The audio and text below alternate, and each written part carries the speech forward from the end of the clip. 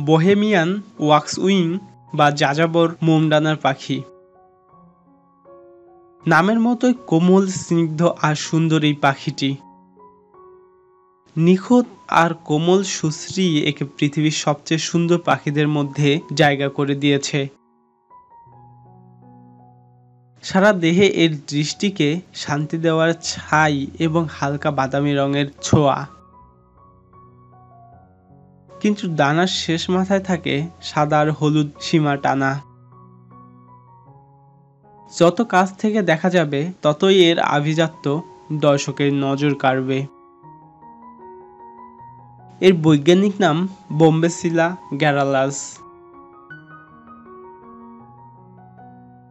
Bohemian ওয়াক্সউইং হচ্ছে প্যারাসিন জাতের পাখি, যারা ইউরেশিয়ার উত্তরাঞ্চলের জঙ্গলে এবং উত্তর আমেরিকায় বাস করে। এদের পালকে লাল মোমের মতো আভা থাকায় এদের ইংরেজি নামটি এরকম।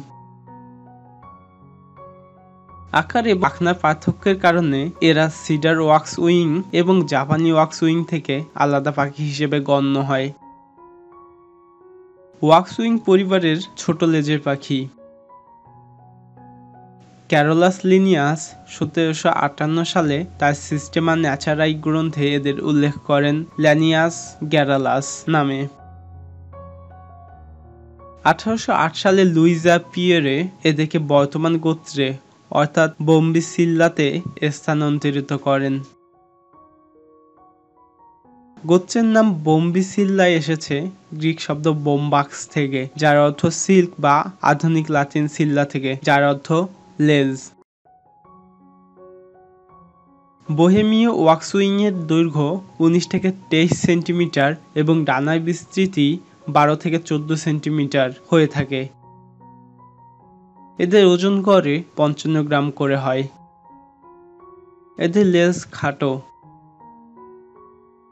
এরা পরিচর্যার মাধ্যমে এদের নরম ঘন পালককে সবসময় ভালো রাখে।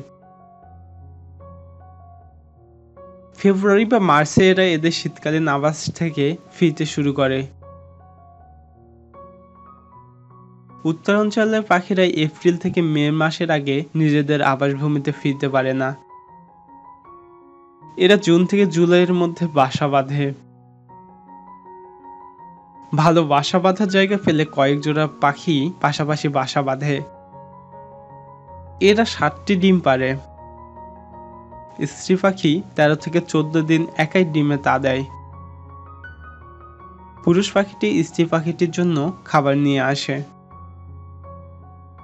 এরা ইউরেশিয়ার উত্তরাঞ্চলে এবং উত্তর আমেরিকায় বসবাস করে। ইউরেশিয়াতে এরা গাছেই বাসা বাঁধে। এরা অভিবাসী ধরনের পাখি।